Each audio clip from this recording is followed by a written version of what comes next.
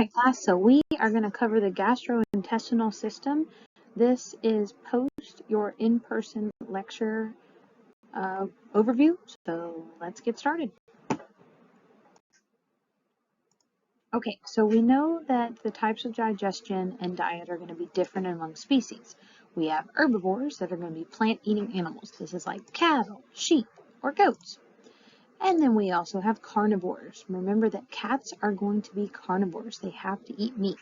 They require way more meat than obviously an herbivore would do. And that also means that they may have a little bit less water needs as well. Next, we have omnivores. These are going to be plant and meat-eating animals. This is like dogs and you. This also means that because of what these animals eat in their anatomy, this also is going to depict what type of stomach or gastrointestinal tract that they will have. So your monogastrics, that's going to be you, and this is also going to be animals whose GI tract contains a single true stomach. And we'll talk about that here in a little bit. Ruminants are going to be like cattle, and this is going to be, the reason they're called ruminants is because their food actually ruminates. It has multiple mixing and fermentation compartments in the addition to the actual stomach. And then we'll have hindgut fermenters. This is going to be large fermenting compartments in the large intestine before it is then eliminated. So the function of the digestive system. Remember that our digestive system consists of our mouth, esophagus, stomach, small intestine, large intestine, and then our anus. Note that this is also called the alimentary canal or digestive tract or the GI tract. So you may see the word alimentary canal. Just know that is the same. All right, functions. We have to pick up our food, grasp it with our lips or our teeth. And then mastication, that's going to be that mechanical grinding and breaking down food. This is also like chewing. And then yes, we have mechanical digestion, but we also have chemical digestion. So we'll talk about how saliva and other chemicals help to break down our food. And then we have the absorption of nutrients and water, and we'll talk about where that goes and where that happens, and then how things are eliminated. First, we have to look at the structure. So you all are familiar with the fact of talking about different types of layers in tissue and stuff. So we have mucosa. That's going to be epithelial tissue. It's loose, it's connective, and it lines the GI tract as well as stomach. We then have the submucosa. That's coming next, and that's that dense connective tissue. It may have some glands in there. Then we have our muscle layer. The outside of the submucosa is that muscle layer. And then we'll have the serosa. That's that outermost layer. It's thin, but it's also tough connective tissue. We then have this cool structure called the mesentery. This is sheets of connective tissue. It suspends digestive tissue, or like the tube of the tissue, in the abdomen from the dorsal body wall. So think about tubes being inside your abdomen. Well, what kind of holds it all together structurally so it's not kind of slinging all over the place? Well, that's going to be your mesentery. The mesentery will also supply blood and lymph vessels and nerves to the GI tract. So how does your duodenum, which is the first part of your small intestine, get blood supply? Well, it's going to be thanks to your mesentery. Keep in mind, since this also has nerve endings as well. Okay, so here, well, I went too far. But what I was trying to say is with the mesentery, it is going to have it's going to suspend into the digestive tract. And since it's got nerve endings, think about if you have a stomach ache, or let's say we have a patient that has a foreign body in one of the, say, duodenum, that first smallest part of the small intestine. If there's pain receptors there, that's going to tell that animal, tell the brain, hey, there's something going on here, which then we can better assess our patient to know and find where things go. All right, there's also the musculature of the digestive tract. This is going to be skeletal muscle. This is our voluntary control. This is going to be mouth, pharynx, cranial part of our esophagus, and the external and anal sphincter. This allows the process of chewing, mixing of saliva with food, initiation of swallowing as well. Thanks to our skeletal muscle, we'll have that. Now, the digestive tract musculature also will have smooth muscle. This is going to be the wall of the majority of the esophagus, stomach, small intestine, large intestine, and the internal anal sphincter. This is going to be involuntary. It's arranged in circular longitudinal layers, as we can see from our smooth muscle diagram below, and contractions are going to be in circular muscle fibers narrow to that tract. Now, the next thing that you guys need to know is your peristalsis. This is going to be circular muscle contractions. It's also wave-like movement along the GI tract. Basically, what happens is peristalsis is going to propel the digestive tract contents along the tube of them. So it just kind of pushes it out. Think about a ball and a sock. And you push to move the ball, and it moves, but you have to then contract that sock. Now we have something similar yet different. Make sure you understand the difference between them. We have segmental contractions. This is periodic circular muscle contractions. They occur in different adjacent sites. It also helps mix digestive tract contents and slows their movement through the tract. Here are some pictures to kind of show the difference between peristalsis and segmental contractions. All right, switching gears a little bit, let's talk about nutrients. We have to have it. Animals have to have it to have normal functions. There's 6 categories. You must know this. 1, water. 2, carbohydrates, lipids and or fats, proteins and or amino acids. We also have vitamins and minerals. Nutrients, it's energy producing nutrients. And then the ones that are energy producing are going to be carbohydrates, fats, and proteins. These 3 are going to go through the Krebs cycle to make ATP, which is energy for our body and our cells to function. We then have nutrients that's non-energy producing. That would be like water, vitamins, and those minerals. Now, there is something, and you have to know the difference between them, called essential nutrients. These are ones that an animal cannot manufacture, so they have to get it through the diet. Oxygen. You know, I know, it's really important. It's also important for aerobic metabolism. Oxygen is the most vital requirement. What happens if you stop breathing? How long does it take for cells to start dying? Unfortunately, the brain cells begin to die after 1 minute without oxygen. So it is vital. And it takes up the leftover hydrogen and becomes part of the metabolic water molecule. So we talked about before how your body is composed of 70% H2O. That is water. It is, of all the nutrients, water deprivation the quickest to kill if we do not have it. Living bodies need a constant intake of it because we need our metabolism to function appropriately. Moving gears and starting from the top of the digestive tract, we have the buccal cavity. This is going to include the lips, the tongue, the teeth, the salivary glands, the hard palate, the soft palate, and the oropharynx. Let's break this down. We have these salivary glands. These are going to produce saliva. It's usually 3 pairs with ducts that carry the saliva to the oral cavity. You have the parotid salivary glands. These are ventral to the ear canals. You then have the mandibular salivary glands. These are ventral to those parotid glands at the caudal angle of the mandible. You then have the sublingual salivary glands. These are medial to the shafts of the mandible, just under the base of the tongue. We then have our teeth. This is used for mastication, also known as chewing, and the physical breakdown of food into smaller pieces. We have an upper arcade, which is going to be in your maxilla and in your incisive bones. Remember those small bones of the skull that we talked about? Yeah, you still need to know those. We then have the lower arcade. It's contained in the mandible. The types of teeth are going to be like a carnivore teeth. These are more pointed on their occlusal surface, and they're slightly curved back toward the back of the mouth. They're good for holding prey, tearing, cutting, and shredding.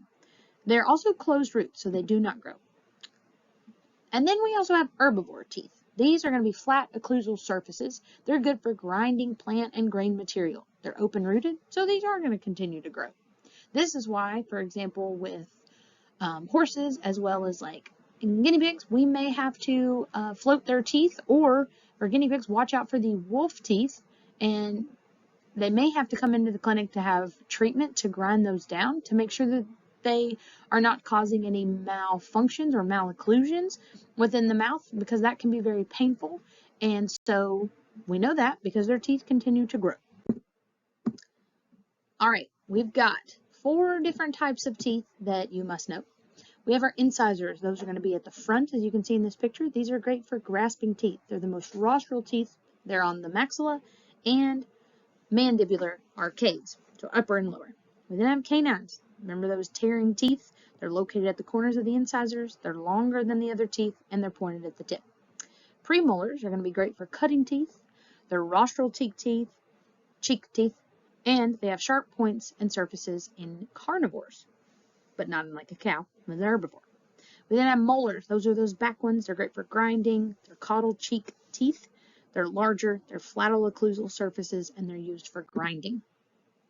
All right, we talked about in class how we need to make sure that this is like a universal thing that we know, that our hundreds, 200s, 300s, and 400s in range for talking about the numbering of the teeth. This is great for the Triaden system. It's the most common dental chart system. It's pretty universal, something that you will use when you do dentistry, not only in this program, but also when you get out to the field. So make sure you're able to visualize this dog and see that where the numbers are going to go. You can use your finger and point on your teeth as well to find that out. This is an example of a bovine or cattle or cow dental arcade. We have incisors towards the front, and then we've got this gap, and then we can see we've got premolars and molars. This mouth consists of premolars and molars. And why do you think about that? Well, they're herbivores, and they're doing this a lot throughout the day, chewing on that grain. We talked about this in lab class, so make sure that you are familiar with this Triaden system for the canine and feline, as well as rabbits and horses, but mostly kind of focus on the canine, feline, and horses. This is also our dental formula. So if we think about it, we look at the dog, the incisors, we have 3 and 3. That is top and bottom. The canines, we have 1 and 1. The incisors, if you think about it, let's start with your maxilla. Let's just start with the top, the upper arcade. There's 3 incisors on one side of the upper arcade and 3 on the left side, so right and left. With canine, on the maxilla, there's right and left, just one of those. Premolars, maxilla, right and left, and then your molars, you've got up and down 2 and 3. So that puts us at 21, and we times that by 2 because you have your maxilla and your mandible, okay? So hopefully what we kind of did in math class will make sense with this. I'm not on the exam going to ask you to do this. This is just giving you a breakdown of, hey, how many teeth does an adult dog have? How many teeth does a cat have? How many teeth does a horse have? All right, structure. It's important to know these. The pulp is the center of the tooth. This is where the blood and the nerve supply enter the apex of the tooth. We then have dentin, which surrounds and protects the tooth pulp. We then have cementin. It's hard connective tissue that covers the tooth root and helps fasten the tooth securely in its bony socket. We then have enamel, which is going to cover the crown of the tooth. This is the hardest, toughest substance in your body and an animal's body. We then have the gingiva. This is going to be the epithelial tissue that composes the gums around the teeth. Next, let's talk about the overall oral cavity functions. Well, it's going to prehend the food. It's going to pick it up and put it in. It's then going to initiate the mastication, that chemical digestion or breaking down that food. We then are going to initiate chemical digestion, and that indicator is going to be saliva. It's going to moisten, soften, and shake the food into a form that's more readily available to be swallowed. And then we take it all in. Okay. I know that we've talked about the nervous system. It's one of my personal favorites, but what's really cool when we talk about it in regards to the digestive tract, it not only your brain starts in your oral cavity, but also leads down to your esophagus, your stomach, your intestines, and all that. So let's start from the top with our salivary glands. So if we are in a rest and digest or parasympathetic state, the stimulation of our saliva will increase because we're really excited about eating some food. Okay, your body and your mind is anticipating the cheeseburger or the pizza or your favorite type of food, and so you may start to salivate. Now, if there was an emergency or you were in your sympathetic state or you were being chased by a lion, you're not going to salivate because you're not going to care about wanting to eat anything. You're wanting to get the heck out of Dodge. So the saliva will decrease, unlike with the parasympathetic nervous system. All right, your esophagus. It transports that swallowed material from your oral cavity down to the pharynx, down to the stomach. When it enters the stomach, it's going to be at an angle so that the first portion of the stomach, known as the cardia region, will open up. As the stomach expands, folds of the stomach against the esophagus close, and the lower end of the esophagus will then be present and to pass the food. Now, this is where we run into a risk of reflux. We don't want to overeat or eat certain substances that can cause substances to get into our stomach and then reflux back up through our esophagus. That's uncomfortable. Note that in some species, the closure is strong enough to prevent reflux or vomiting, that esophagus to stomach reflux. So horses, rabbits, and then overall just the normal amount of hindgut fermenters cannot vomit. That's a good VT&E question and test question. They're going to ask you that. All right, there's 5 different compartments of the monogastric, your stomach, dog stomach. So let's talk about it. There's 5 different areas. First is the cardia. That's that first one. Then we have the fundus. I called this the fun zone in class. Then we have the body. Then we have the pyloric antrum and the pylorus. One way to kind of use as an acronym is, can food be passed properly? Let's find out. All right, the cardia is the opening from the esophagus. The fundus is the distendable blind pouch that expands as more food is swallowed. I like to call this the fun zone because it's like, can see the esophagus. The brain's already said, we're eating, we're anticipating it. And the fundus is like, okay. So when you start to eat something, and you're in a rest and digest state, when you start to eat something, yes, you're putting the food in your mouth, but then the fundus actually expands in anticipation for the food. It gets excited. And the body's distendable middle section. Note that the fundus and the body contain numerous glands, and these glands are actually really important. They're gastric glands. It's going to contain parietal cells, which produce hydrochloric acid, which is that main acid in your stomach, and then chief cells. That's going to produce the enzyme pepsin, and we'll talk about how pepsin is important.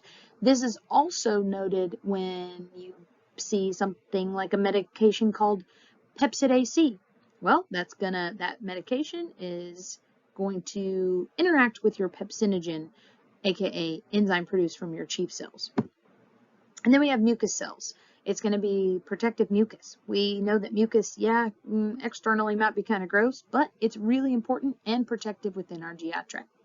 It also can help balance out that hydrochloric acid because sometimes we might get acidic and the music's like, tone it down. All right, the pyloric antrum is going to grind up the swallowed food and regulates that hydrochloric acid. Now, also the glands contain G cells, and that's going to secrete gastrin. Okay, that's another one of those glands that we need to help break things down. The pylorus is going to be that muscle sphincter at the end of the stomach, and it regulates the movement of chyme, or the food and ingesta that is getting ready to move through from the stomach into the duodenum. Now, the duodenum is going to be that first section of the small intestine, which we'll talk about. And note that the pylorus's big function is going to prevent the backflow of duodenal contents into the stomach. All right, motility. Each area of the stomach has their different functions. The fundus and the body will relax with swallowing food because it gets excited. It's like, bring it on. I want to move it, bring it on in. Give me some more food. The body of the stomach contracts to help mix the food. We have to mix it up so that it can go through its digestion process. The pyloric antrum is going to increase contractions in response to swallowing. This is going to stimulate mixing, grinding, and moving of the food towards the pylorus. Now, peristalsis, remember we talked about that, also occurs in the stomach and the intestines to make room for other food to keep it coming. Our stomach also contains those different layers that we talked about, just like our intestinal tract. Again, Gosh, our nervous system and our brain and our gut have this wonderful relationship and correlation. So, in our parasympathetic rest and digest state, the stimulation causes the fundus to relax and increases contractions into the antrum. We are resting and truly digesting. We then have our sympathetic nervous system. So when you're running from a lion or you're in a fight or flight state, your gastrointestinal motility simulation will decrease. It's not thinking about, oh, I need to process this tiramisu. It's thinking, I gotta dodge. Okay, secretions. They're so much fun. We have pepsinogen. Remember, that's secreted by the chief cells. It's a precursor to the enzyme pepsin. It breaks down proteins into chains of amino acids called polypeptides. That mucus is that complex substance. It's going to provide coating and it's protective to the stomach against the acidic gastric environment. It's secreted all the time because you have hydrochloric acid in you all the time. Now we do have these things called mucins, and they're going to be produced by goblet cells in the gastric glands, and it's the main constituent of the mucus coating. Okay, so mucus and mucins, they're best friends. The mucin is great because it's a bicarbonate ion, so it alkalizes the mucus. So remember that acid-base scale. So if you think about it, if mucus helps to protect the coating of the stomach against hydrochloric acid, then that substance that is going to be the protective agent is going to be the mucins because it's a bicarbonate. So if you think about it, mucin is a base and it's going to help protect against the acid. Okay, so it's all about homeostasis and being balanced. Now, hydrochloric acid, it got its own slide, so let's break it down. We've got hydrogen and chloride ions. They're secreted by parietal cells in the gastric glands. It's in our stomach to make hydrochloric acid. Now, receptors on partial cells of the gastrin, we also have, those receptors are going to be histamine and acetylcholine. It's involved in the regulation of HCl. I don't want you to focus too much on that. The big thing I want you to make sure you know is that this is our main acid and our main compound that's in our stomach, is that hydrochloric acid. Note that also, like famotidine or pepsidase and that sort of thing, mostly famotidine, is going to be an H2 agonist. So this blocks the histamine receptors that are in your stomach with hydrochloric acid. So if you have like buildup of too much stomach acid, you can take a famotidine that's also known as an antacid, and it's a histamine response. Okay? All right. I talked about a lot of indigestibles in class. The top picture is showing an abdominal surgery of removing an indigestible, or also known as a squeaker toy. And then the bottom picture is a doctor performing an endoscopy where we can take a tubing that has a little clamp at the end and go through the oral cavity down the esophagus into the stomach and removed an indigestible and or a small piece of sock or squeak toy. I'm not sure what this one was, but sometimes that can work. If we are not able to get that out of the stomach or wherever we are through endoscopy, you may have to lead to surgery, but sometimes it can happen. Here's just an x-ray. This is showing foreign bodies. If you can see them, they're going to be dense. And then try to just kind of look through this radiograph and see the different organs. We talked a little bit more in depth in class and gave kind of an example of some. But feel free to look through. Moving on. Let's talk about the control of gastric emptying. So, how fast does your gut move? Well, it's not clockwork, and the gut ultimately doesn't have its own brain to be like, oh, it's 4 o'clock, time to move. Nope. It's going to depend on what is going on with your body and also what you put in your body. So it's going to be the volume of the meal. If we eat too much, then you're asking your stomach to do triple time and no pay. Well, or low pay. So it's going to be the volume of the meal. If we eat too much, it's going to slow down. Also, the composition of the meal. Like, for example, fat is extremely slower and harder for your body to break down than like proteins or carbohydrates. But then different types of proteins and carbohydrates are going to be harder for some to break down than not. And also, how are you feeling? Are you in a sympathetic state or a parasympathetic state? That will determine your gastric emptying and your flow. So let's break this down a little bit further into more factors. Fat in the small intestine is the greatest inhibitor of gastric emptying. It just takes a long time. Also, how big something is, like the particle in size, will slow the emptying. So if we didn't chew things up appropriately, it's important to chew your food or masticate your food appropriately, because that will also not only help you to not get, choked on a potato chip down your esophagus, but also when it gets to the stomach, it can break things down chemically and digestively more effectively. If something is hypertonic or is it an acidic type of meal, it will also slow the emptying, like red sauce, tomatoes, things that are more acidic. Stress, how are you feeling? Will obviously slow our gastric emptying. Okay, this means some factors. I did an example of like a GDV. Unfortunately, we can see a lot of boarding animals have increased risk of a GDV due to stress and uncomfortability in their environment. Okay, let's talk about the small intestine. We first have, to start and kick off our small intestine, we have the duodenum or duodenum. It's the first short segment that leaves the stomach. This is also your pancreas is going to be like best friends to your duodenum. We'll figure that out in a little bit later. You then have your jejunum. It's going to be the longest portion. And you then have the ileum. It's separated by colon, or separated from the colon by what's known as the ileocecal junction and or the ileocecal sphincter. It's going to regulate the movement of materials from the small intestine into the colon and cecum, which are the two components of your large intestine. This also has an inner mucosal layer, submucosal layer, muscular layer, and that serosal layer. So it's all kind of relatively the same thickness and stuff within those intestines. There's that brain again. Okay, the parasympathetic stimulation involved in the small intestinal motility, secretions, and blood flow. This is when we're going to rest and continue to hopefully digest.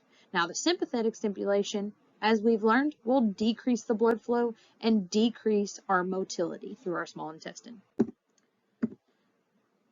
Okay, so within our small intestine, we have the mucosa. The mucosa is going to be many folds and villi, and those villi are going to be known as microvilli. There's thousands within there, and this is known as like the brush borders. The microvilli are going to help, and it's going to be digestive enzymes, and they're going to carry molecules embedded in the cell membranes. This is where we get that absorption and digestion taking place. We then have these things called the crypt cells. These are going to be invaginations of mucosa in each villus. Now, the crypt cells are produced, these cells are going to be produced and they're going to push from the bottom of the crypt up through the villus to replace older cells that shed at the tip of the villus. So, our crypt cells are down, our crypt area, not cells, so sorry, is going to push our different cells and stuff up through that villus, and it's almost just like a conveyor belt, just like going over and over and over.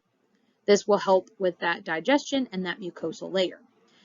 Now, our goblet cells are going to produce mucus, and as we know, mucus is protective and important, and it helps with the balance.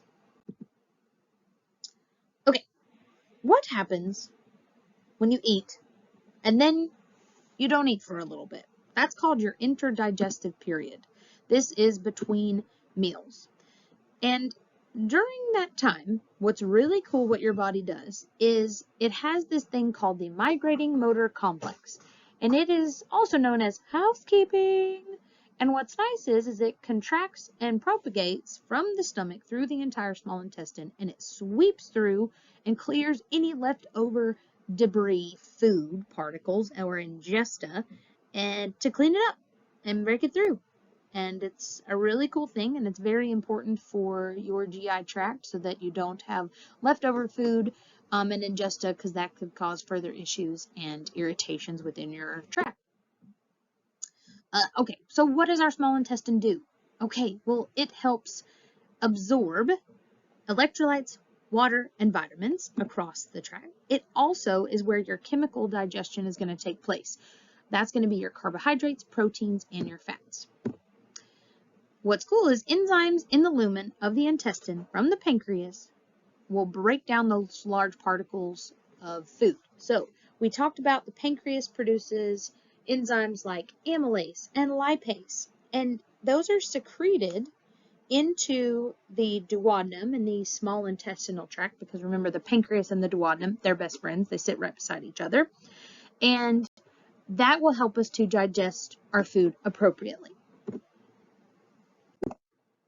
Carbohydrates, they're starch converted into disaccharides. I don't need you to necessarily know disaccharides, monosaccharides, that sort of thing. Just know that our small intestine is going to break down those carbohydrates thanks to your pancreas releasing amylase into your duodenum, that first section of your small intestine. Proteins, all right, the stomach particularly.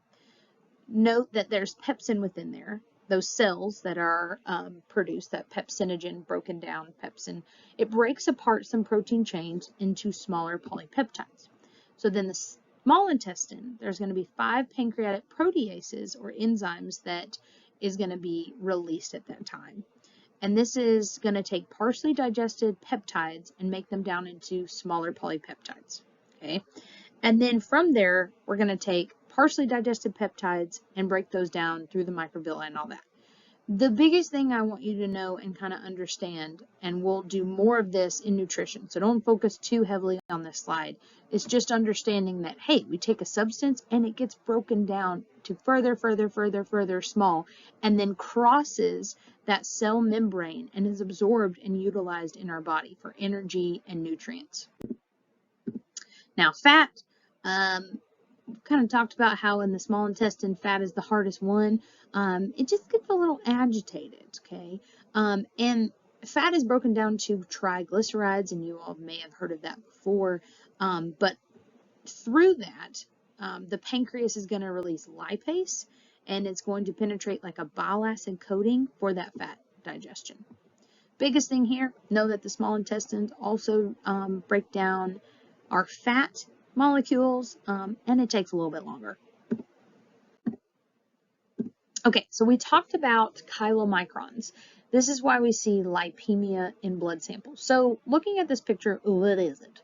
Well, this would be if we drew a sample of blood from an animal, and we took that blood sample, put it in a tube that didn't cause the blood to clot, and then we put it in a really fast centrifuge and or really fast roller coaster that just spins woo in circles in one direction.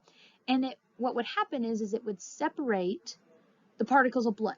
So we would have like all the red blood cells at the bottom, and then we'd have this teeny line next that would be what's called a buffy coat, and that would be our white blood cells and our platelets. And then at the top, because it's less dense, we would have the liquid portion of our blood known as plasma and or serum. And if we have a patient that ate a really fatty meal beforehand, we could see what's known as lipemia, or the pink chylomicrons within that fluid portion of the blood. Okay, that's going to be triglycerides with cholesterol, lipoproteins, and other types of fats within the blood. This is a big thing that we want to know going forward in the future for like lab techniques and stuff, because lipemia samples can alter what they really are and like what's really going on. And then also it's just kind of nice to know about our patient. And then there's some other stuff, but we'll just leave it there.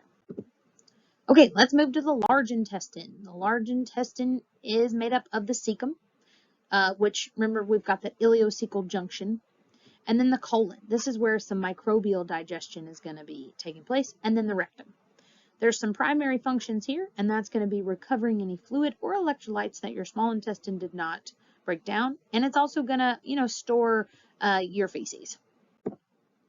Now, the rectum and the anus have some pretty cool things that help pass things through. Now, rectum is the terminal portion of the large intestine. Hopefully, it's not going back the opposite direction. Your nervous system also controls the motility and secretions, and that's similar to the colon. And there's also going to be mucus that's going to help lubricate things to pass on through. Our anus is composed of internal and external muscle sphincters. Now, the internal sphincter is autonomic control, and your external sphincter is under voluntary control. So you choose to go to the bathroom, hopefully. All right, moving on to ruminant nutrition. Oh, one of my personal favorites. Now, there are 3 different forestomachs, so compartments of a ruminant, and then there's like 1 true stomach. So to start with the 3 different forestomachs, there's the reticulum, the rumen, and the omasum. And then we have something called the abomasum, which acts and imitates like a monogastric system. So let's break some of these down. The reticulum, it's the smallest, it's the most cranial, and it's separated from the rumen by the ruminoreticular fold.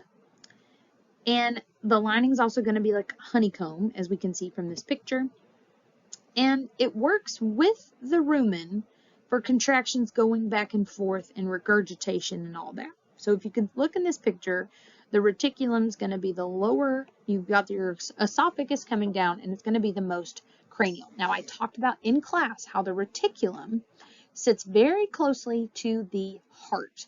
And I talked about in class how if a cow is out on pasture and picks up like a nail or a screw and ingests it, it can actually cause further problems, something that we call hardware disease, where a nail or a screw or something, barbed wire, could actually get into the reticulum and penetrate through and stab the heart.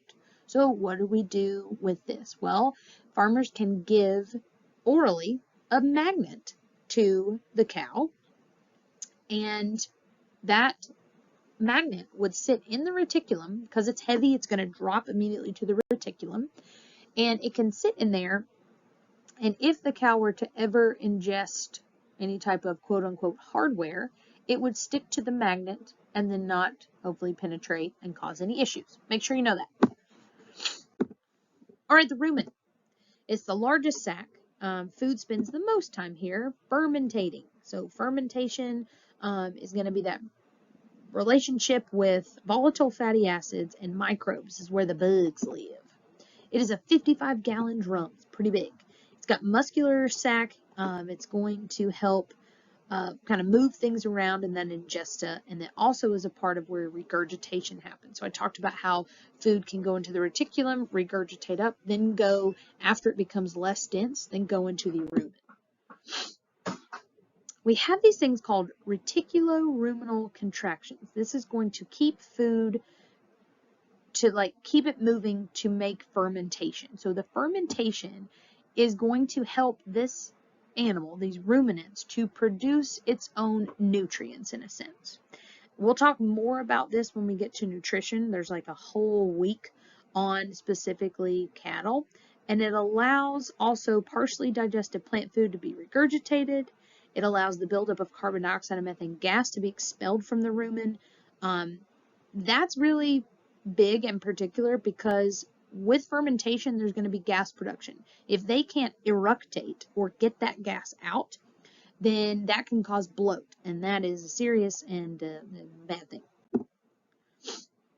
Now, motility-wise, it's controlled by the parasympathetic nervous system that rests and digests, and the rate and strength of that contraction is, what's the pH? Are we acidic?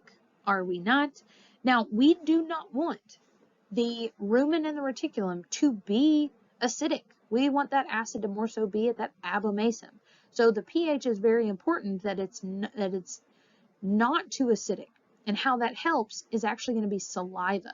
A cow produces a ruminant produces a lot of saliva to help not only with chemical digestion, but also in the rumen and stuff too. Okay, moving on. Now, fermentation. This helps break down cellulose. Guess who can't break down cellulose? You. You can't do it, but a cow can. So, how does it do it? Well, bacteria use their cellulose enzyme to turn the cellulose into carbohydrates and sugar. How cool is that? That a ruminant can eat these plants, and since they're herbivores, they can take plants and make it into carbohydrates and sugar. And then they also can break down proteins, okay? And then those proteins are going to be broken down into what's called volatile fatty acids, and then we have acetyl-CoA and all that. We'll get more into that in nutrition, but the biggest thing is I want you to know that the breaking down of cellulose through that bacteria, because they're herbivores. Now, keep in mind, because fermentation takes place, breaking down of cellulose takes place, this is a prokaryotic or one single cell thing because it's bacteria. With digestion, the bacteria doesn't have mitochondria, okay, because it's not a eukaryotic cell. You have eukaryotic cells, but the bacteria doesn't. So this means that anaerobic respiration is going to take place. So we don't need oxygen to be present like we do with cellular respiration, where we have mitochondria. This is why fermentation is an anaerobic, so no oxygen, process. We'll get to more of that when we get to nutrition, but just wanted to mention it here. What's also cool is that through all this fermentation and digestion, they can also fix nitrogen, and that's what we call it because they break down things to get their protein needs. So breaks down cellulose and also is going to fix nitrogen. Don't worry too much about this, just wanted to touch on it so that you're familiar when we get to nutrition. Moving on. Ooh, then we have the omasum. This is a muscular organ with many, many muscular folds. It's the third compartment, and it prevents the passage of large particles through the digestive system. What's cool is it's also like the size of a large medicine ball, and it removes any bicarbonate ions, so like those basic ions maybe from our saliva and through fermentation, so that it also will get some water from the ingesta. But this is so in the abomasum, it can be a more acidic environment to break down the foods fully. We also call this like the book because if you look at that picture, it kind of looks like pages of a book. The abomasum, or the true stomach, is going to function like the monogastric stomach. It has hydrochloric acid, pepsin, bicarb, and mucus, and it's going to digest protein from both feed and ruminal microbes. Here's just a normal, normal, of course, the passage of food through the ruminant. All right, talked about saliva and how that was really important. So, did you know that an adult cow can range from 100 to 150 liters of saliva per day? It is extremely important because it provides that balance of the pH that will ultimately not lead to bloat.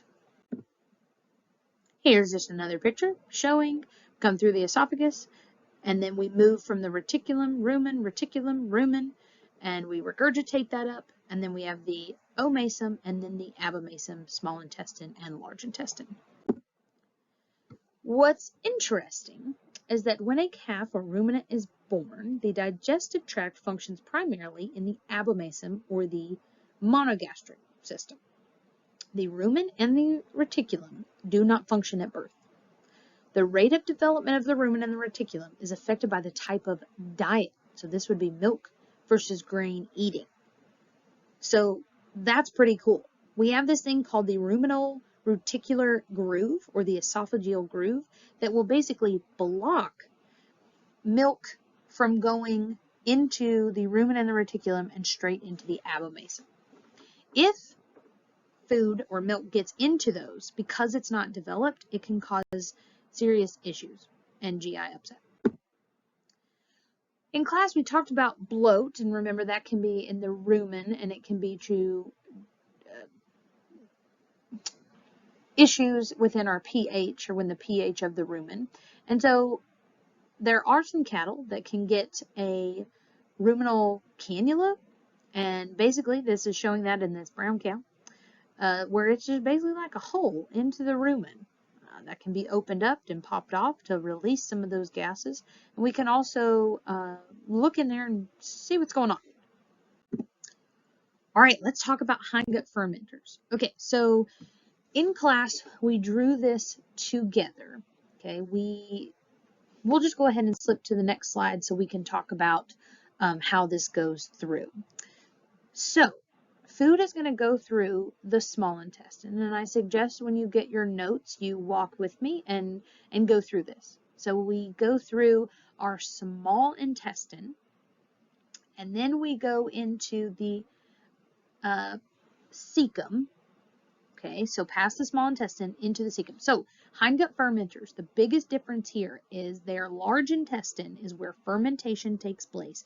And this is obviously way different from yours and the ruminants. So food through the small intestine then goes to the cecum, okay, which is where you see like that base and coeliac fold and body and apex and all that.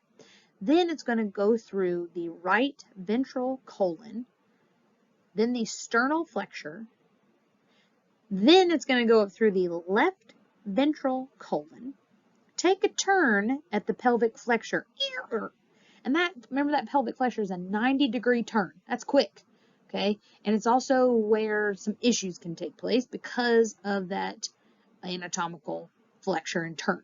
We then go through the left dorsal colon, down through the diaphragmatic flexure, and then the transverse colon, and then the descending colon. Okay.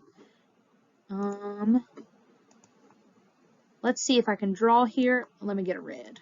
All right, let's do that again. Small intestine, coming down through. Woo! We then go behind and go through our cecum. Woo! Going through here. Now we're going to go through the right ventral colon, which kind of roller coasters to the side up here.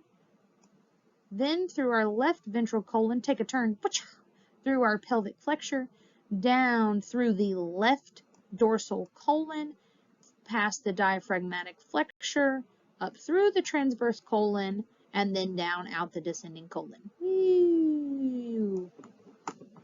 Make sure you know that. Here is just a list of what we went over and additional pictures. Okay, some other organs that are really important that also aid in digestion. We'll just briefly cover these and go through more when we get to nutrition and specifically these organs. Your liver, it's the largest digestive gland in the body. It's an extramural gland, meaning outside of the GI tract, kind of like the pancreas, but they help with digestion. So the functions, it produces bile, and bile is going to be stored in the gallbladder. Think of like the gallbladder as like a backpack, or like a satchel, or like a fanny pack for bile for the liver. It also is going to produce cholesterol. It's going to synthesize nutrients that release into the bloodstream. It's going to excrete any toxins. It also produces plasma proteins, and it has blood clotting factors. Again, helps remove toxins, infectious agents, and so forth that are through the body.